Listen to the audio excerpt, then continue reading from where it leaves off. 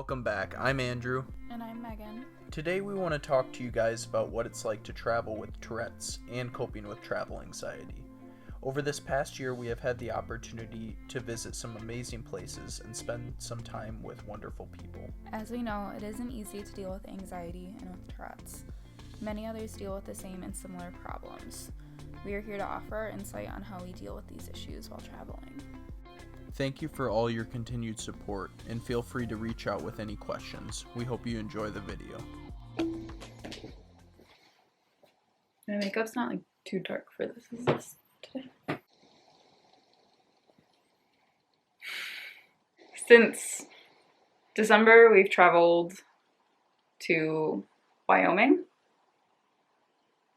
Colorado, Tennessee, and then you went to California. Yeah.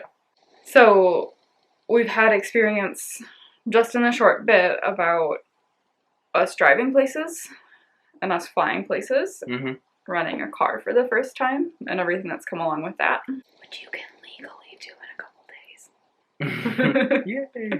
Yay! Traveling with Tourette's is what we want to focus on in this part of the video. And like she was saying, we've been to a decent amount of places over the past year, and we've been able to explore different avenues and understand ourselves a little bit better and how we deal with certain issues and different good things and bad things. Yeah, different methods that we've done. We generally travel by car. Yeah. Because we just haven't gone on any other big enough trips to be able to fly. It can be a bit easier and a bit cheaper at times. Not always. It depends on where you're going. Well, I mean, the reason why we drove out to Wyoming was because at the time it was going to be safer for us. Yeah. In the midst of everything. That was kind of during winter, so. We flew out to Colorado because we only had a short time frame to go out there, so we couldn't drive. And then Tennessee, for us, it's close enough that we just drove, and we've done it before, so it hasn't been a big issue. And then you flew out without me to California. And so I'm curious how you coped with everything then, because usually, stop here. Usually, it's like I'm your comfort zone with stuff. Yeah. Especially when it comes to traveling and then processing and dealing with Tourette's and tics and then the anxiety that comes along with it. Yeah, and I guess a part that I'd like to focus on is definitely traveling in planes. So the first time that I flew was with my dad and my brother, and we flew out to California where my brother was living at the time. And I was very nervous. I was very worried about how I was going to deal with the Tourette's on the plane, deal with my tics on the plane. And some things went good, some things were a little tough. But I would say for the most part, what I realized is when I got onto the plane, it's quite loud. And if you've ever flown before, there's a drone that just goes on the whole time because it's the engines, it's the air conditioning, all these different things that make it a pretty loud atmosphere for the most part. As far as the vocal tics go, I didn't have to worry too much. If I looked around the cabin, I would see most people were wearing headphones or were sleeping or just not paying attention. Now, the problem that I ran into, and maybe some of you can also understand this in the same way that I do, is the motor tics and movement tics. Those were a little bit tougher to deal with while in a plane seat, because you're sitting here, you've got someone behind you that is literally looking at a screen. Sometimes it depends on if it's a connecting flight or if it's a long haul. But if they have a screen, they can see every little movement, and so I'm sitting here trying not to tic and move, because I kind of have this whole body jerk that you might see throughout this video as well. And it's quite mild right now, but it was a little bit worse during that time. That part was definitely tough because I didn't want to upset anyone. I've always been self-conscious about my tics, and it definitely added to the anxiety of the whole experience. Here, come here. Come here. Here, come. Good girl. Did you hear her crack? Mm-hmm. I think what the main thing is when you flew for the first time, so you were with your dad and Michael, Mm-hmm. and you just didn't know what to expect in general. Mm-hmm. Even if you didn't deal with this, even if you didn't have Tourette's, you just didn't know what to expect in general. Because you've never set foot on a plane up until that point. I was worried about so many different things. And you weren't on medication at that point. No. Hey. I was off medication. It was still nerve-wracking. I mean, I was worried about quite a few different things. Yeah. But I talked to people about it beforehand, and I was just like, how do I prepare myself for this? And but in the end, I was extremely glad I did it. What did you think about going through like security at airports and having to go with that and sitting there and sitting at the gate waiting? Yeah, I was definitely worried about what people might think, noticing my tics, and especially when you have the security people at airports, they can be a little rough at times. And so I was very worried. I was very anxious. I think the biggest thing that I was worried about going through security was just making sure that I did everything right. That I was able to follow their instructions if they gave any instructions, because sometimes they don't. And sometimes they're just like, what are you doing? And you get a little confused because you didn't know what to do from the start. And I always forget.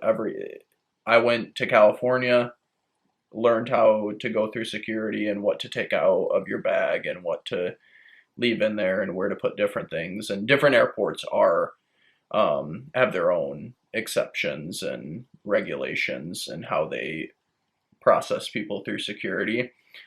But I always forget. Like the next time I went and flew, I was like, I don't know what to do. What was the difference for you with everything? I mean, the general anxiety that you have with it and with your Tourette's when you were traveling with me versus traveling with your parents. I would have to say that you are correct.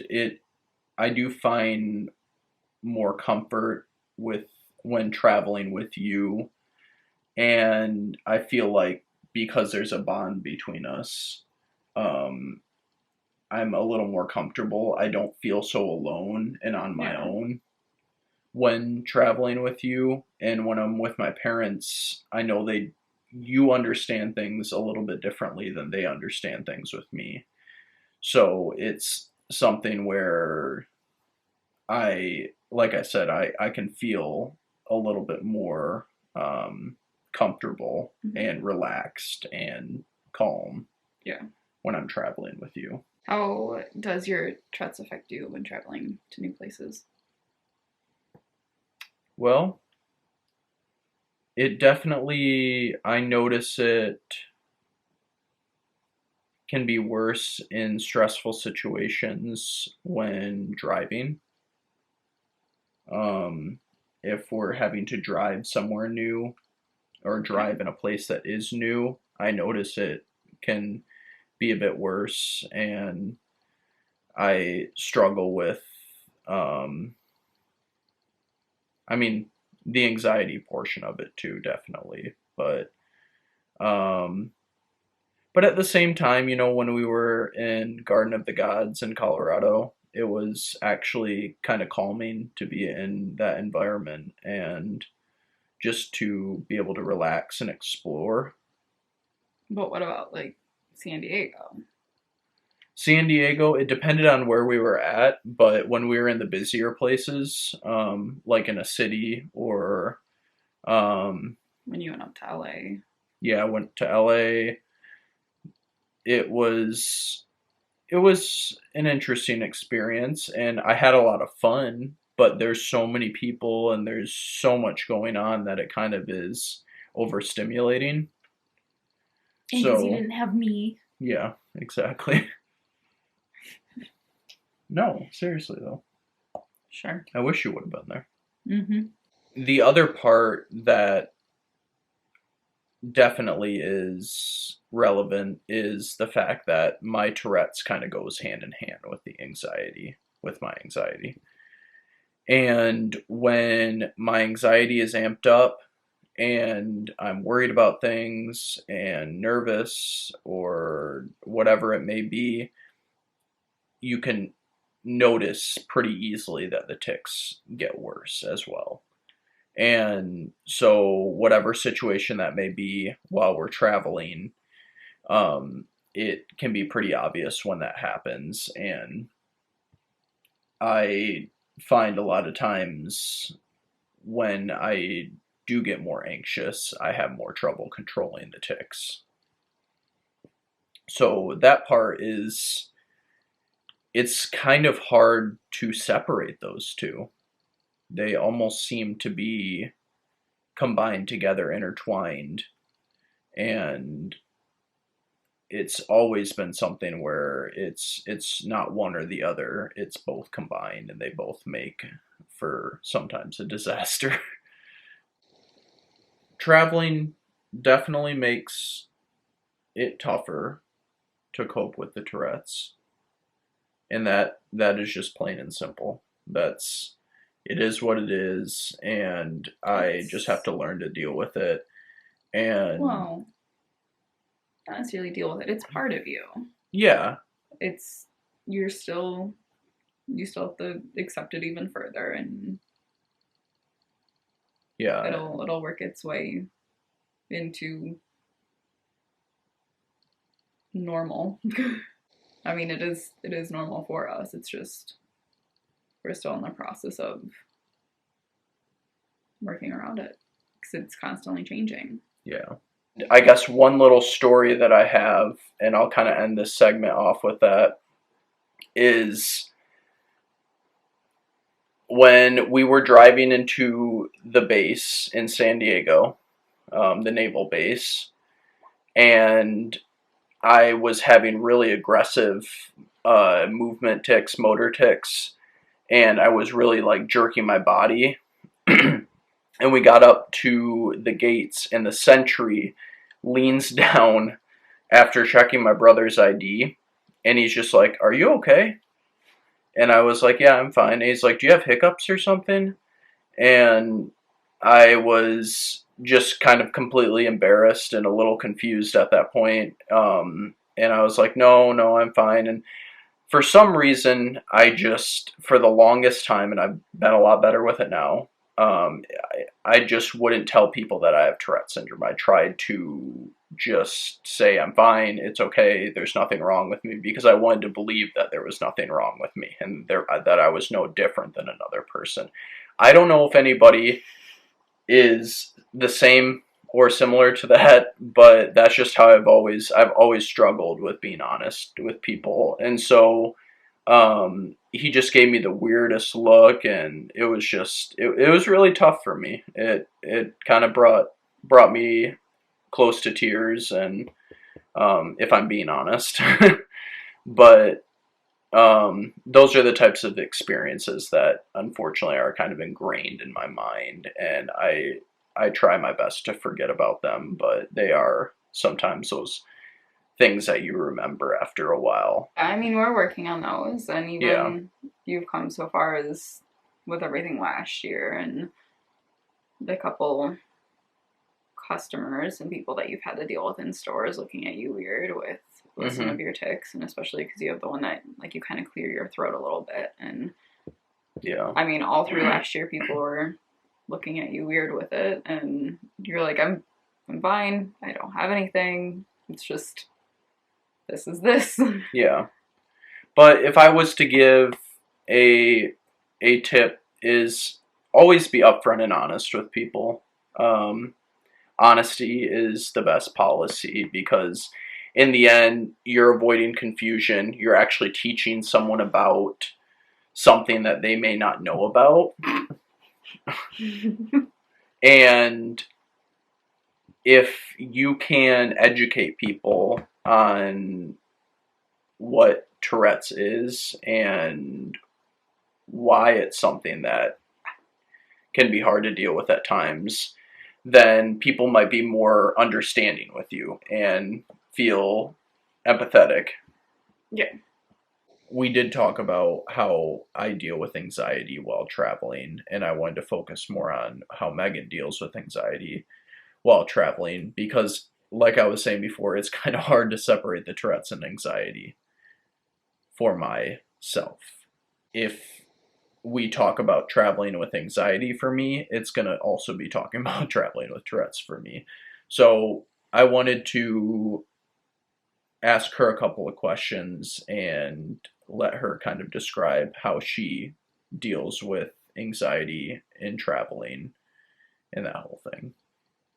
So my question to you would be, what thing causes the most anxiety? What's the first thing that comes to mind when traveling? Unknown plans. Okay. It's I don't need like an itinerary or like everything laid out. I just unknown plans, the what ifs, everything with that. Like I'm an overpacker, and that's because I don't know what to prepare for because there's nothing there. And it's not like saying, oh, if we lay out an itinerary, that's gonna help. It's no, what if it actually rains this day? What if these clothes get ripped? What if Yeah. what if we're not near a grocery store and I can't get this? Like it's So those are a couple of examples right there. Can you go and describe any specific examples from our trip to Tennessee or Colorado that you noticed that really were hard for you or maybe made it tough? While she's thinking, I do find this interesting because I can see, as we're talking, the differences between how we deal with our anxiety and what causes each of our anxiety. I mean, if we go back to even Wyoming, like that was, oh, we got stuck in the snowstorm. Oh, the yeah. the freak blizzard that happened. Right. Like that shut everything up. Like, okay, where are we gonna stay? Like we are literally Almost 20 stranded. minutes from my mom's house. Like we can't get there because the highway's closed. Yeah, they literally closed it. I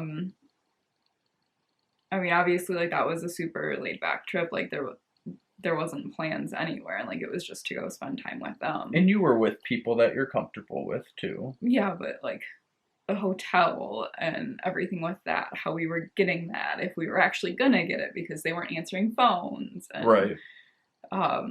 Everyone was going to the one hotel that was there. I mean, with Colorado, there's everything about getting all of our stuff out there for the wedding. We literally had no clue what the weather was going to be like because it was so up and down. Mm-hmm. I didn't know what to pack.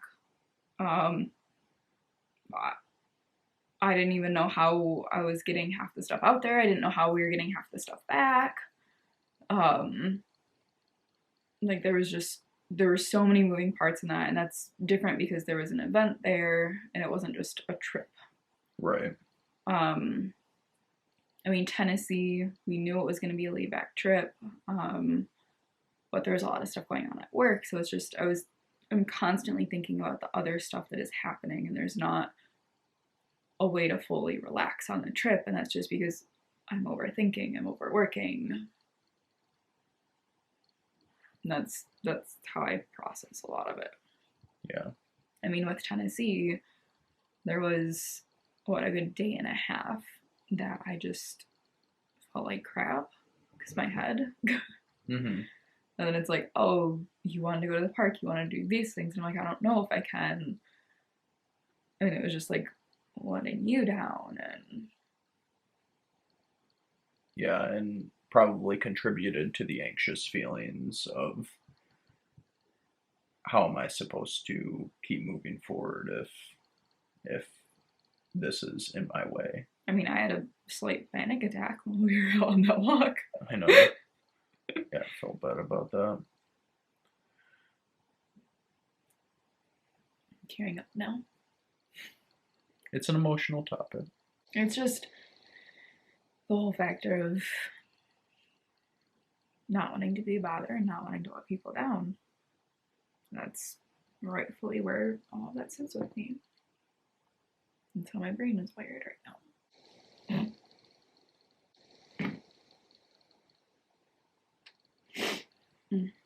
The last question that I would say I have for you is, what would you tell others, and how the best way that you think to deal with the anxiety and how to avoid setting yourself up for failure if you are prone to be an anxious person?